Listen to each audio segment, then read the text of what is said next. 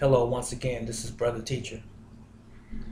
Just a few days ago, presidential Republican candidate Jeb Bush dropped out of the race for presidency, future race. You know what I'm talking about. I'm talking about the one with Hillary Clinton and Donald Trump and Ben Carson and Rubio and Kasich and so forth. The one that they're running right here in 2016 now. Anyway, he drops out, Jeb Bush. He wasn't getting the type of responses and the type of support that he thought that he was going to get. In some events, he was even ostracized, from the event. One particular one, not too long ago, actually pushed off the stage. Some he had been heckled and uh, basically browbeaten about his family heritage, so to speak. That's my take anyway. Now I want to ask you this. Is it a wonder that he had to drop out because of lack of support? Could it possibly be the family that he's tied to, the Bushes? In case you don't know, or maybe in case you don't remember, the Bushes, the Bush family, was tied to the Bin Ladens. Yes, the infamous Osama bin Laden, the gentleman that they said was responsible for 9/11, but we never had any evidence that he was. But it's really strange, just on that note for a moment, 9/11, how bin Laden was marked as the person responsible for 9/11 tragedy in New York, how the following day his family was flown out of the United States, courtesy of the United States government. Does that reek of a conspiracy, possibly?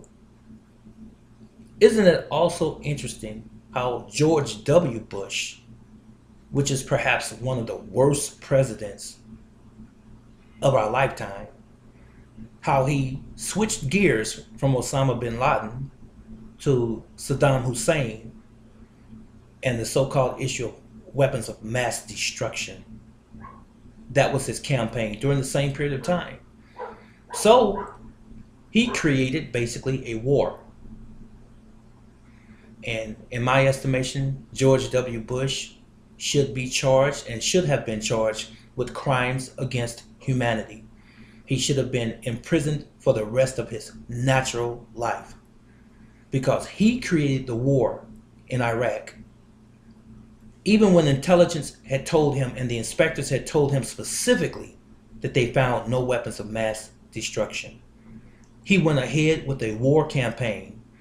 He basically took over a country, and we lost approximately 3 to 4,000 troops, mainly Americans, in that encounter. But what you never hear them talk about in the mainstream media, and they never talked about it then, over hundreds of thousands of innocent men, women, and children were killed in that country from from U.S. and coalition bombing. They didn't do anything to us, this country. So, Brother Teacher, what's your reason in saying all of this? I'm saying this. Politics are corrupt, if you don't already know that. This country, the United States of America, so-called country, is run by moguls, people who you never see, who you never talk to, you will never find in your local grocery store or shopping center. These people sit high and they look low. These are the people that run the world. These are the power mongers. It's all about big CEOs and money. That's what funds the wars. That's the faction that funds the wars. And that's who runs the country. Big interest. It's not the president. He's just a figurehead if you don't already know that. Please excuse the dog in the background. I want to get my message out anyway. So I said all that to say this. Even when President Bush was running for office, the governor of Florida at the time was his brother Jeb. And do you also remember there was a time when he was running for office that they had some problems with the ballots.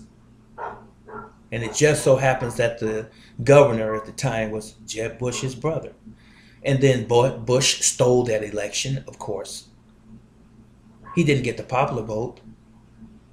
So how is it that we endorse someone with the name Bush after his track record? Now, let's go back to his track record one more time. We understand, if you don't already understand, I'm going to tell you anyway, just in general. The Bushes are big oil tycoons. The Bush family. They've been into oil for a long time. Out there in Texas, yes. So, they and the Bin Ladens were in cahoots with one another. They knew each other intimately. They were not enemies. It was all a conspiracy to point the finger at someone so that you can get what you wanted in return. Bush wanted a war. So why, you might ask, did he want a war? He wanted to control the oil in Iraq. And he ended up doing that at the expenses of many lives. Because BP, along with various other major oil companies, went over there and took control of the oil.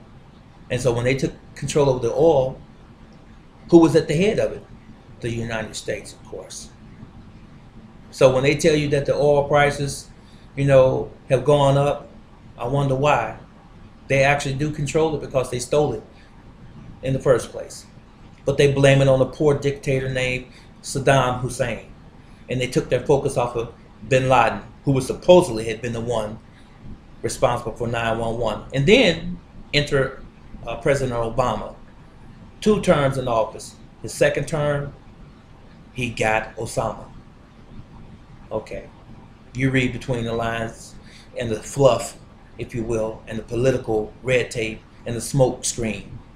Stop looking through those rose-colored glasses. And please try to see things the way they really are. And if you have an opinion, if you have a viewpoint on this particular subject, why Jeb Bush is no longer running for president, look no farther than his brothers and his father's past. They have a terrible legacy as it relates to being the president of any nation.